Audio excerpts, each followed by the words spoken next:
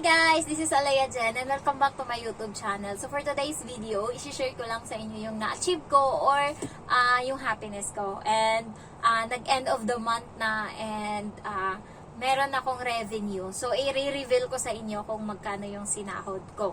Ayan, so last September is $73 yung sinahod ko. So hindi ko pa siya pwedeng ma-withdraw kasi ano siya, kailangan umabot muna siya ng $100 bago mo siya ma-withdraw. So sa pera natin guys is nasa ano yon, 5,000 yun mahigit. Kaya ngayong September is nag-work hard ako sa YouTube. Yung dating sipag ko is sinipagan ko pa. So nakakuha ako ngayong September sa hindi pa tapos, nag-update pa sila. So ngayon as of now, $95 So sa pera natin nasa 4,800 ata yon yung sahod ko na. Pero bukas mag-update uli sila niyan para sa pang-cut off na talaga ng September. Ayan, so masasahod ko yan siya October 22. Ayan, so ano na din yan guys, nasa 9,000 na din mahigit yan kasi 2 buwan.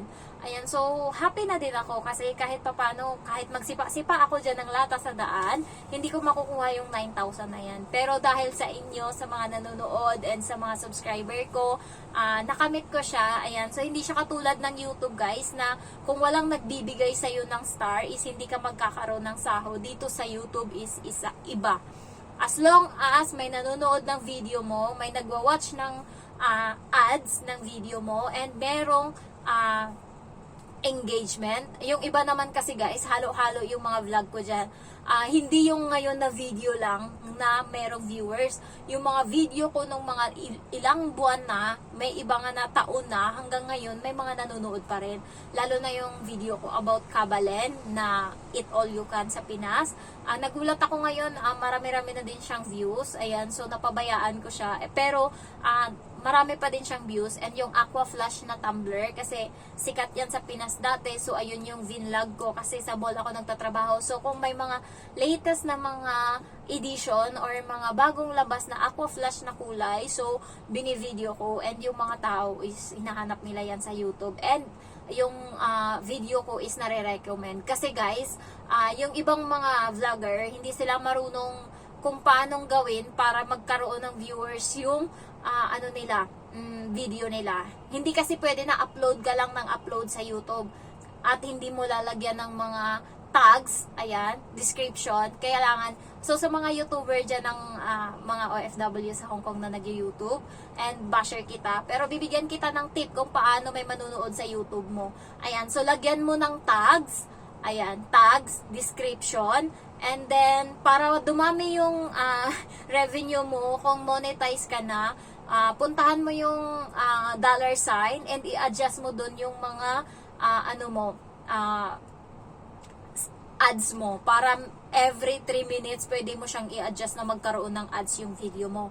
Kaya ako kahit sa 1,000 na viewers ko, yung ads doon na pumapasok, yung pera na pumapasok sa akin sa 1,000 na views is nasa $1.73. So malaki-laki na din yun. Kasi yung nang nila dyan is sa 1,000, meron ka lang $1, pero ako may point pa na 73. So malaking bagay na din yun dahil yun sa mga ads ko na nilalagyan ko talaga yan.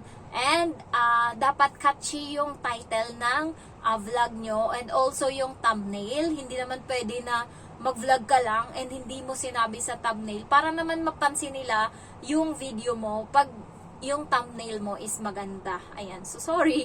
Nagtuturo na ako dito about YouTube. Kasi yun naman talaga dati yung ginagawa ko dito sa YouTube ko. Yun naman gamay ko dati kung paano magpa-monetize ng channel sa YouTube. Ayan yung gawain ko dati nung nasa Pinas ako.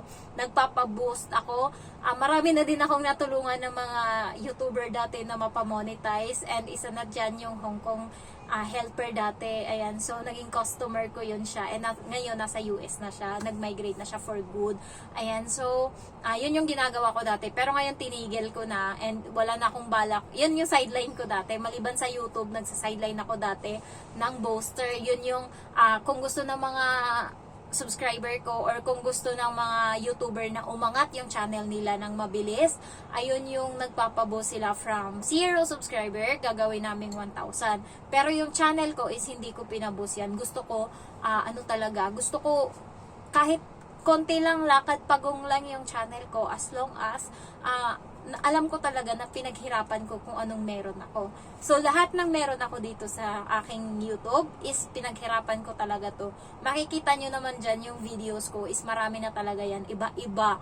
Merong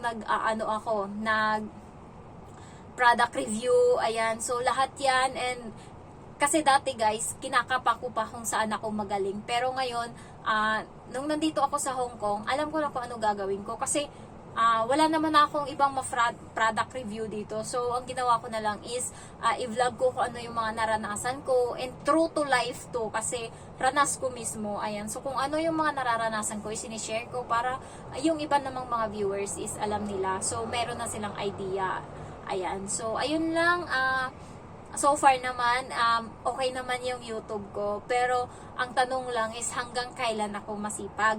Kasi kung hindi ka masipag dito sa YouTube, is hindi ka talaga magkakaroon ng sahod. Pag hindi mo sineryoso, pag tinatamad ka, kasi hindi naman parating on peak yung energy mo. Meron talagang time na ayaw mo na talaga. Merong times ako na ganyan guys, na yung sabi ko, deserve ko naman magpahinga kasi, 'di ba, everyday ako nag-a-upload ng video. So minsan pag napapagod ako, iniisip ko, deserve ko naman magpahinga kasi pagod na ako. Deserve ko naman siguro 'to. Kahit yung utak ko sinasabi, kailangan mo ng $100. Kailangan mo 'yun. Inihit ko kasi. Kaya kailangan ngayong October makaka $100 ako. 'Yun yung goal ko. Sana malagpasan ko kasi nitong September, yung goal ko lang is $70 pero naka 95 na ako ngayon and magdadagdag pa yon. Ayan, so yung goal ko ngayon is 100. Sana by faith, by sipag, ayan, ma-meet ko yan. So, grabe na din yung sipag ko. Simula dumating ako dito, mag 4 months na ako. And yung pag-YouTube ko is tinutuloy-tuloy ko talaga yan. And thank you so much sa mga tumatangkilik ng video ko. Sana naman may nakuha kayong aral. Ayan. So, so far naman, okay naman ako. Inaaya nga ako ng kaibigan ko, daw kami, mag-kuskus, yung mag-sideline ng trabaho sa ibang mga employer. Ayan. Pero kasi guys, wala talaga akong alam. Buti nga yung amo ko dito, napagtsatsagaan yung kaanuhan ko. Hindi talaga ako marunong maglinis. Kaya aware talaga ako sa sarili ko. Hindi talaga ako marunong. Baka makabasag lang ako or mali-mali lang yung magawa ko dun sa sideline-nan ko. So, hindi na ako magsa-sideline. Anuhin ko na lang tong YouTube ko, seryosohin ko na lang. Sabi nila, 2 to 3 hours lang daw and 500 daw yung binibigay na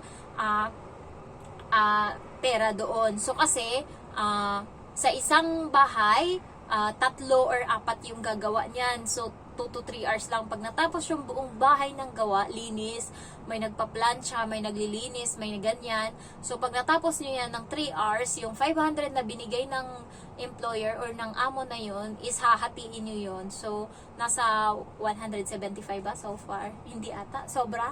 Ayan. So, ganun yung paghahatian nyo. 3 hours nyo lang yun ginawa. Inaaya ko ng kaibigan ko. Sabi ko, pas ako sa ganyan kasi alam ko talaga sa sarili ko, wala talaga akong alam. Wala talaga. Tinuruan lang talaga ako ng amo ko dito. Kung hindi pa ako tinuruan, wala talaga akong alam. Kahit pagplansya guys, nakasunog pa ako noong unang beses. Ayan. So, dito naman, nagamay ko na yung trabaho. Kaya, dito na lang ako. Hindi na ako mag-aano kasi wala talaga akong alam. Alam ko talaga sa sarili ko. Ayan. So, tanggap ko na yun. Dito, yan lang yung alam ko. Kahit pag-vacuum guys, hindi ako marunong. Ang bina-vacuum ko lang dito sa bahay ng amo ko is yung lang nila, higaan lang nila pag nagpapalit lang ako ng bedsheet. Pero sa sahig, hindi. Kaya thankful pa rin ako kahit papano kasi binigyan ako ng amo na hindi ganun kahirap yung trabaho. Kasi kung sobrang techie ng papagawa sa akin, baka nag-give up na ako kasi hindi talaga ako marunong. Kaya thank you pa din ako kay God kasi kahit papano binigyan niya ako ng amo na kahit papano okay and nasasatisfied sa gawa ko. Ayan. So, ayun lang guys, na-share ko lang yung sideline ko and Maraming mga sideline yung ibang mga OFW dito. Nagbebenta sila ng mga, yun nga, bumili ako kahapon teddy bear sa, sa Pinay. And may mga damit. Marami silang sideline, balot, pagkain, ayan, nakabag lang yan. Niluluto ata nila yan sa bahay ng amo nila and binibenta nila paglabas. Ayan, so, kahapon, ino-offeran kami ng pagkain, ganyan, ganyan, nakabag siya.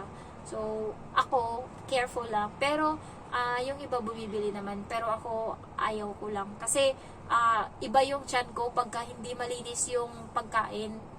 Ano talaga yan, labas agad yan. Kaya, ayaw ko. Ayan. So, ayun lang guys. And, wala na akong may share. Ayun lang. So, yun yung sideline ko. And thank you so much for watching. I love you all. Bye-bye. Thank you again.